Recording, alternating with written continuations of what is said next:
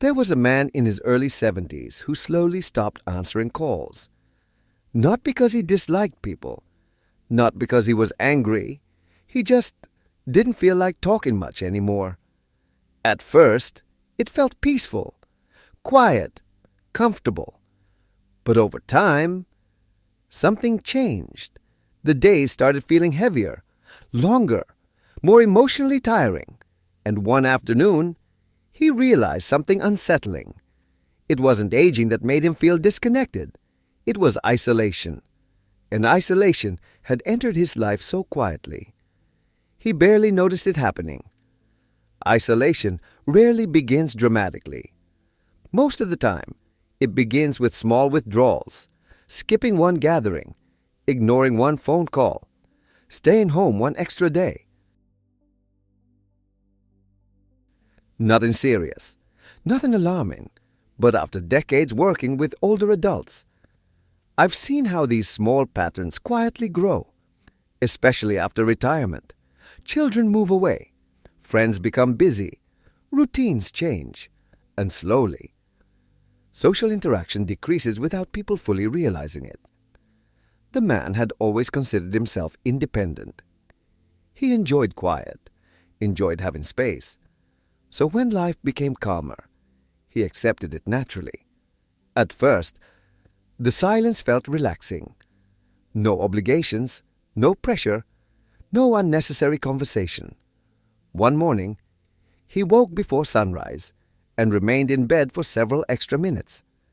The bedroom dark and still. He stared quietly at the ceiling, listening to the silence around him. Years earlier, his mornings had movement, schedules, phone calls, conversations. Now, the house remained silent for hours. Eventually, he sat at the edge of the bed and opened the curtains. Bright morning sunlight entered the room slowly, warm light stretching across the floor. But despite the sunshine, the house still felt emotionally empty somehow.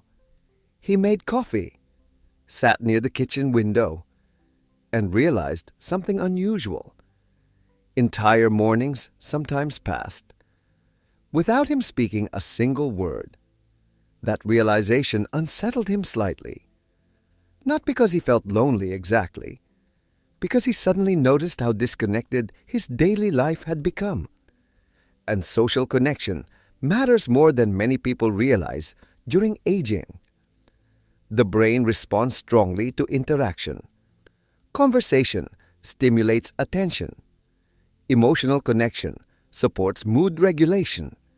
Even brief social engagement can improve cognitive and emotional health.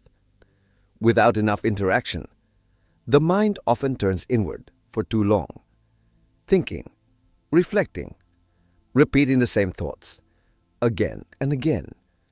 And over time, that emotional isolation begins affecting energy levels too. One afternoon, his daughter called while he was watching television. He considered letting the phone ring, not out of anger, simply because conversation felt like effort lately. But eventually, he answered, and after several minutes of talking, something surprising happened. His mood lifted slightly. His voice sounded more energetic. His thinking felt more awake. After the call ended, he sat quietly in reflection, realizing how different he felt after simply speaking with another person. The man who slowly withdrew from people began noticing how much isolation had changed his routines. Not only emotionally, physically too. He moved less, walked less, laughed less. Even his posture felt different during long, quiet days alone. Isolation affects the body in subtle ways. Without regular interaction, many people become less active naturally. There are fewer reasons to leave the house, fewer reasons to maintain routine, fewer moments of spontaneous movement and engagement. One evening, he sat alone in the living room long after sunset, the television playing softly in the background. But he wasn't truly watching. His mind drifted elsewhere, thinking, reflecting, remembering older years when the house felt alive with conversation, family dinners, visitors, noise from grandchildren running through the hallway. Now, night arrived quietly. The bedroom remained dark and silent, and sleep had become more difficult too. Some nights, he lay awake after midnight, turning over beneath the blanket, staring into the darkness, his thoughts looping repeatedly. And this is extremely common during isolation. Without enough emotional stimulation during the day, the mind often becomes overactive at night. Loneliness and social isolation are strongly connected to sleep problems, depression, reduced cognitive function, and even physical decline in older adults. But isolation rarely announces itself clearly. People often describe it differently. I just prefer staying home. I don't feel like going out. I'm tired. Sometimes those statements are true, but sometimes they quietly hide emotional withdrawal. The next morning, he opened the curtains again. Sunlight filled the room, but this time he noticed how heavy the silence felt afterward. And for the first time, he admitted something honed. Human beings remain socially connected creatures throughout life. Even people who value independence still need meaningful interaction, conversation, eye contact, shared experiences, simple emotional presence. The man began realizing how much his emotional state changed depending on connection. On days when someone visited, he felt lighter afterward, more alert, more mentally awake. On days spent completely alone, his energy often dropped by evening, and science continues confirming this connection. Social interaction stimulates multiple areas of the brain simultaneously. Attention, memory, emotional processing, language, even physical health behaviors improve when people remain socially engaged. People tend to move more, maintain routines more consistently, sleep better, think more clearly. But isolation changes rhythm. The day becomes slower, more passive, and over time, motivation decreases quietly. One afternoon, the man watched several neighbors walking together through the neighborhood, talking casually beneath the sunlight. Their pace unhurried, relaxed, connected, and unexpectedly, he felt something emotional while watching them. Not jealousy, recognition. He realized he missed simple interaction more than he had admitted. Not large social events, just ordinary connection, brief conversation, shared presence, a feeling of participation in life. That evening, instead of eating dinner in front of the television, he called an old friend. At first, the conversation felt slightly awkward. They had not spoken in months, but gradually, the discussion became natural again. They laughed, remembered old stories, talked about ordinary things, and after the call ended, the quietness in the house no longer felt as heavy, because emotional connection changes perception. The environment itself feels different when people feel connected. Reversing isolation rarely begins with dramatic social change. It begins with small reconnection, simple participation. The man started creating more opportunities for interaction throughout his week. Short conversations with neighbors, phone calls with family, walking through the park during the morning instead of remaining inside all day. The sunlight felt warmer outdoors somehow. The movement helped too.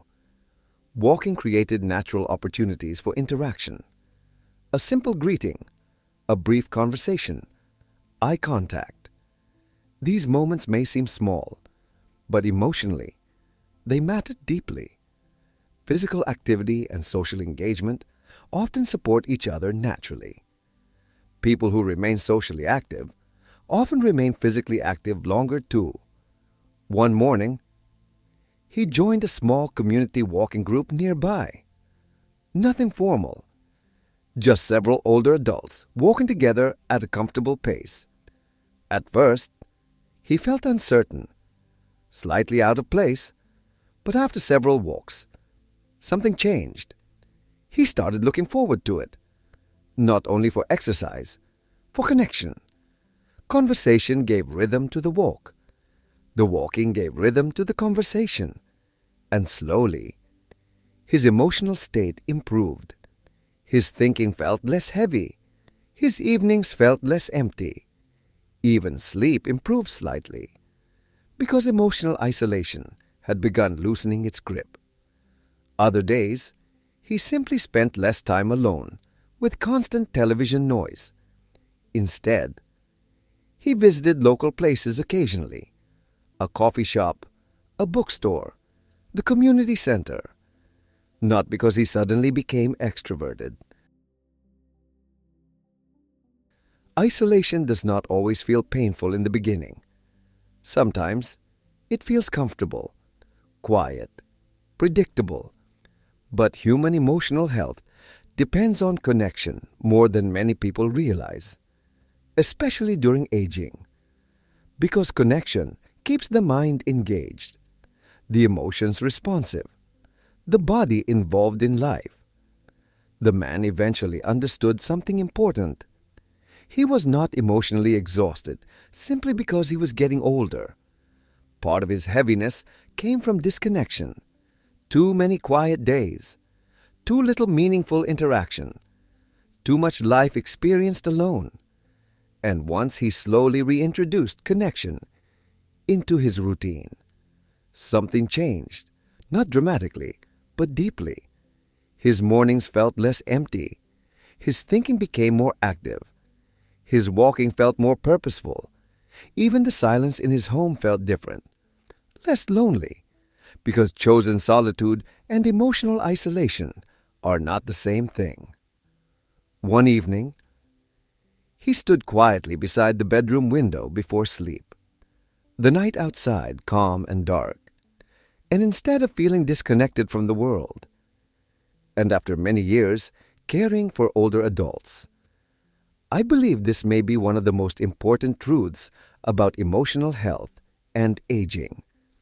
People do not stay emotionally strong by avoiding connection. They stay emotionally strong by continuing to participate in life. Because sometimes begins with one small decision, reaching back toward other people, before isolation quietly becomes your normal life.